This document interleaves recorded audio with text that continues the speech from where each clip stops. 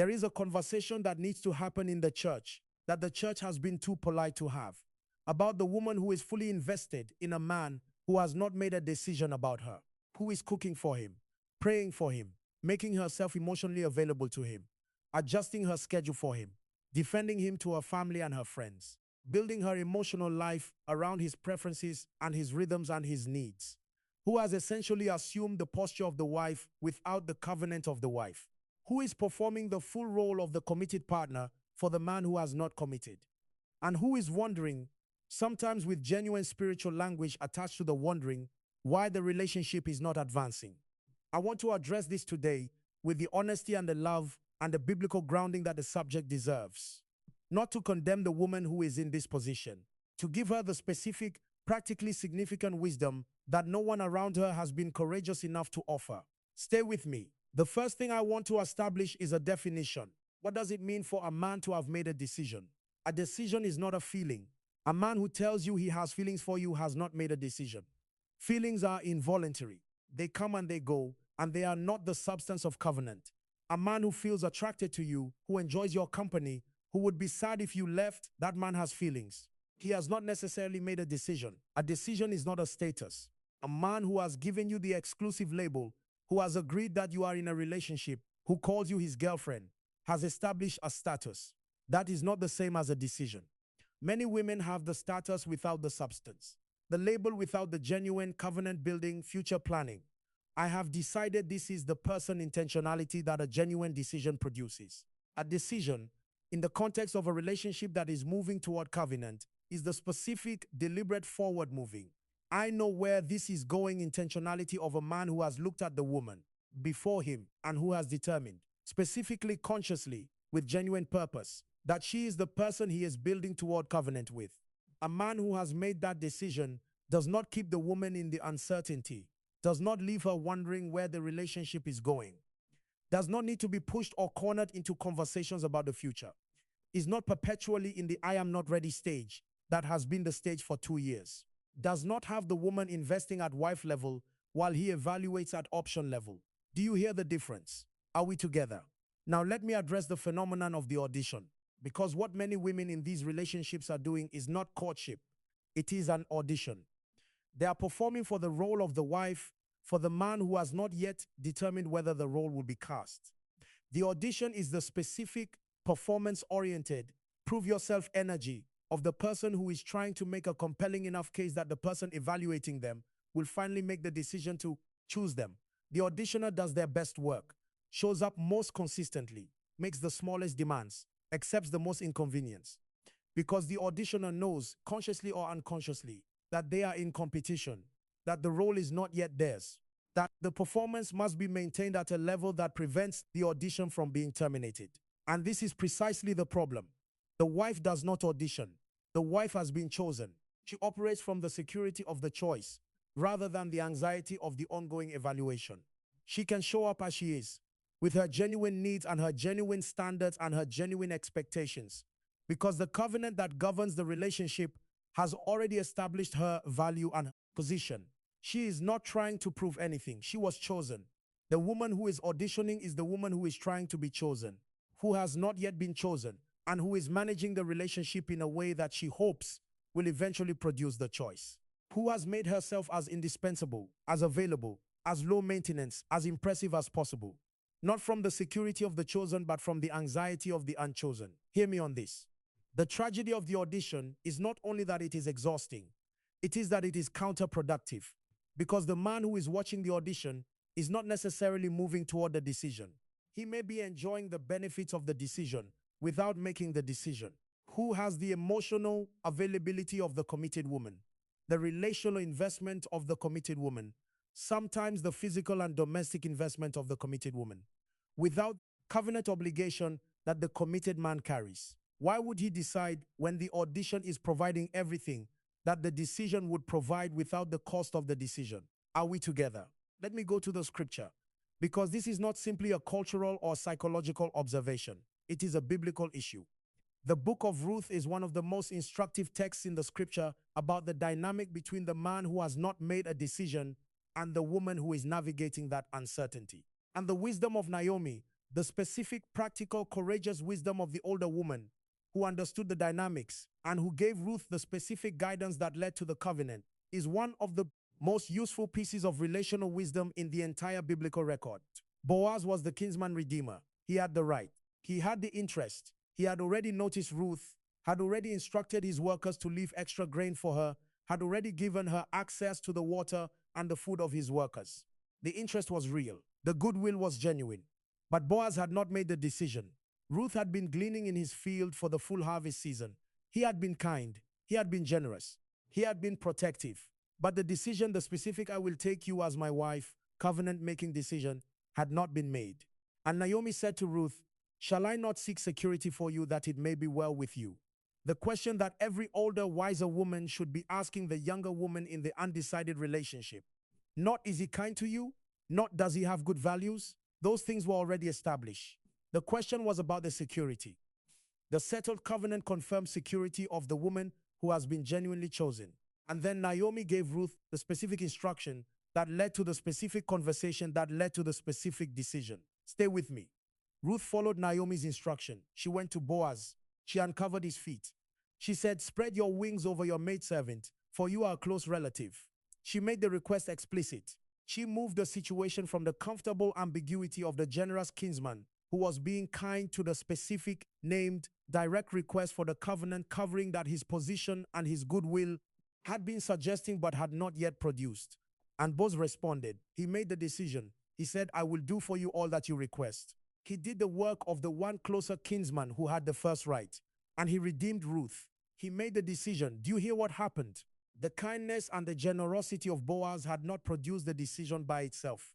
The decision required the specific, direct Ruth to Boaz's request that made the implicit explicit and that required Boaz to respond definitively.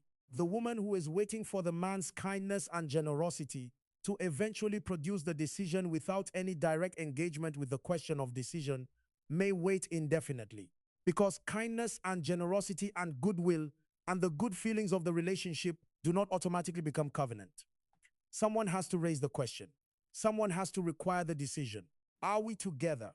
Now let me be specific about what the auditioning looks like in the modern context, because the principle is timeless but the expression is contemporary. The first expression of the audition is the perpetual availability. The woman who is always available to the man who has not made a decision is the woman who has made herself the path of least resistance, who answers every call, responds to every message, adjusts every schedule, cancels every other commitment when he becomes available, who has structured her life around his availability rather than requiring him to structure his life around the relationship's needs. The perpetual availability sends a specific message. It says, "I have no other competing claims on my time and my attention," which means the relationship is not producing any pressure toward the decision because the cost of not deciding is zero. He has the full availability without the commitment. The woman who maintains genuine independence, whose life is genuinely full, whose time is genuinely committed to her own development and her own community and her own calling, is the woman whose availability is genuinely valuable precisely because it is not unconditional. When she chooses to spend her time with the man, she is spending time that she could have spent otherwise. That specificity has value. The unconditional availability does not. Do you hear me? The second expression of the audition is the domestic investment without the covenant, the cooking, the cleaning, the errand running, the financial support, the emotional labor, the specific wife-level domestic investment that the woman makes in the life of the man who has not made the wife-level covenant commitment, who has made herself indispensable to his daily life without the formal structure that makes the indispensability mutual and protected. I am not saying a woman should not be generous or should not demonstrate genuine care. I am saying that the woman who is doing wife work for a man who has not made the husband covenant is the woman who is proving the proof of concept for a product she has not been paid for, who is showing him what the commitment would produce without requiring him to make the commitment. The domestic investment should follow the covenant, not the other way around. Hear me on this. The third expression of the audition is the suspended standard. The woman who has standards, genuine, thoughtful, spiritually grounded standards about the kind of relationship she wants and the kind of man she wants to be in that relationship, and who has lowered those standards for this man, not because he has genuinely earned the lowering, by demonstrating something that made the standard revision reasonable, because she is afraid that the standard will disqualify her from the relationship that she has already emotionally invested in. The suspended standard is one of the most costly expressions of the audition, because the standard that was suspended to maintain the relationship is the standard that will eventually be the source of the relationship's pain.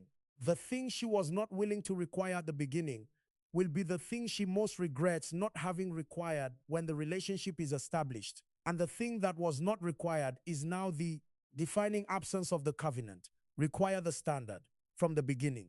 If the standard is genuine and reasonable and spiritually grounded, require it. The man who cannot meet the genuine, reasonable, spiritually grounded standard is the man who is showing you something important about whether the relationship he is willing to offer is the relationship you actually need. Stay with me. The fourth expression of the audition is the spiritual covering of the uncovering. This is the most painful one to name. The woman who has been praying for the relationship, interceding for the man, declaring the covenant over the connection, who is using her genuine spiritual life and her genuine relationship with God to sustain a situation that God may not be sustaining. There is a difference between the prayer of faith for the genuine promise and the prayer of wish fulfillment for the preferred outcome. The woman who is praying for a man who has not made the decision needs to be honest enough in her prayer life to ask God, not just to bring the man to the decision, but to reveal whether the man is the right one to be praying for in the first place. Because the woman's prayer life is one of the most important instruments of her discernment. And the woman who is using the prayer life to sustain the hopeful imagination about the undecided relationship, rather than to genuinely seek the will of God about it, is the woman who may be using the most sacred dimension of her life to serve the audition rather than to serve the truth. Are we together? Now let me speak to the specific wisdom that the woman in this situation needs. Not condemnation, not the dismissal of the relationship as meaningless. The specific practical courage requiring wisdom of the woman who understands her own worth and who applies that understanding to the way she conducts the relationship. The first wisdom is the wisdom of the direct conversation. At the appropriate time, not the first week, not in the desperate energy of the anxious ultimatum, but at the appropriate time when the relationship has been established enough to warrant the conversation. The woman who is genuinely serious about her relational future needs to have the direct conversation with the man about the direction of the relationship. Not, where is this going? Asked in the vague, easily deflected way that produces the equally vague answer. The specific, mature, I have decided what I want for my life conversation that says, I am building toward covenant. I am not indefinitely available for a connection that is not building toward that. What are you building toward with this relationship? This conversation is not an ultimatum. It is the woman exercising the right to know what she is investing in. The right of the person who is committed to genuine purposes, to require of the person they are in relationship with the same level of genuine purposefulness. The man who responds to this conversation with genuine, specific, forward-moving purposefulness is the man who was ready to have it and who needed the woman to create the space for it. The man who responds with vagueness, with the how dare you pressure me reaction, with the indefinite deferral. That man is giving you the specific information you need to make the specific decision you need to make about the investment you continue to make in the relationship. Hear me on this. The second wisdom is the wisdom of the maintained standard. The woman who knows what she needs in a covenant relationship, who has been honest with herself and with God about the specific things that the covenant she is building toward requires, maintains that standard regardless of the specific attractiveness or the specific convenience of the connection that is asking her to lower it. The standard is not a checklist designed to exclude every possible human being. It is the specific, thoughtfully developed, spiritually grounded framework of what the woman genuinely needs in order to flourish in the covenant she is believing for. And the maintained standard is the woman's most important relational instrument. It is what protects her from the comfortable but inadequate connection, from the kind man who is not the right man, from the attractive option that is not the appointed one. Do you know what you need? Not what is nice to have. What you genuinely need in order to flourish in a covenant relationship. Name it. Write it down. Pray over it. And do not lower it for the person who does not meet it, simply because the not meeting is inconvenient to acknowledge. The third wisdom is the wisdom of the invested life. The woman who is waiting for a man to make a decision is the woman who is most vulnerable to the audition if the waiting is the primary content of her life. The woman whose life is genuinely full, whose calling is being genuinely pursued, whose friendships are genuinely invested in, whose personal development is genuinely engaged, whose relationship with God is genuinely the first thing, is the woman who does not audition, because she is not primarily waiting for the man's decision. She is living her life. And the man who is serious about her is the man who recognizes that her life is genuinely full and who makes the decision to be part of it before the fullness leaves no room for him.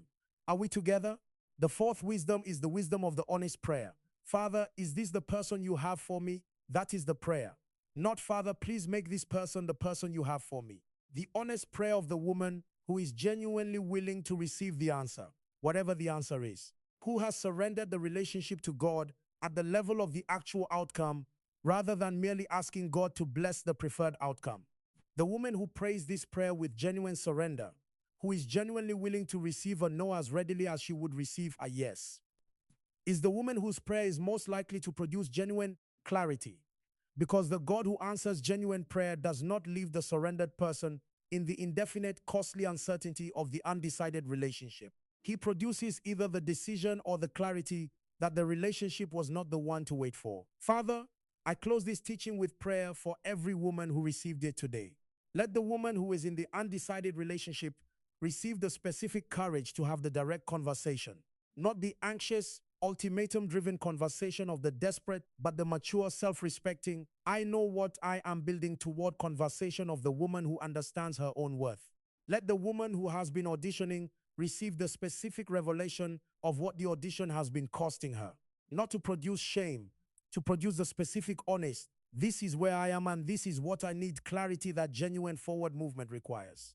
Let the woman who has suspended her standards receive the grace to restore them, to name what she genuinely needs and to require it, not from the position of the demanding person who has impossible expectations, but from the position of the woman who knows that the covenant she is building toward is significant enough to require the foundation that her genuine standards describe. And let every woman who receives this teaching receive with it the specific, settled, unshakable conviction that she is worth the decision, that the man who has been given genuine access to her genuine self, her time and her prayer and her care and her emotional investment, has been given access to something of genuine kingdom significance, and that the man who recognizes the significance of what he has been given is the man who makes the decision. You are not an option. You are not a standby. You are not an audition. You are the woman he finds when he finds a wife, but he has to find you. And he cannot find you if you have made yourself so completely available that the finding requires no actual searching. In the name of Jesus.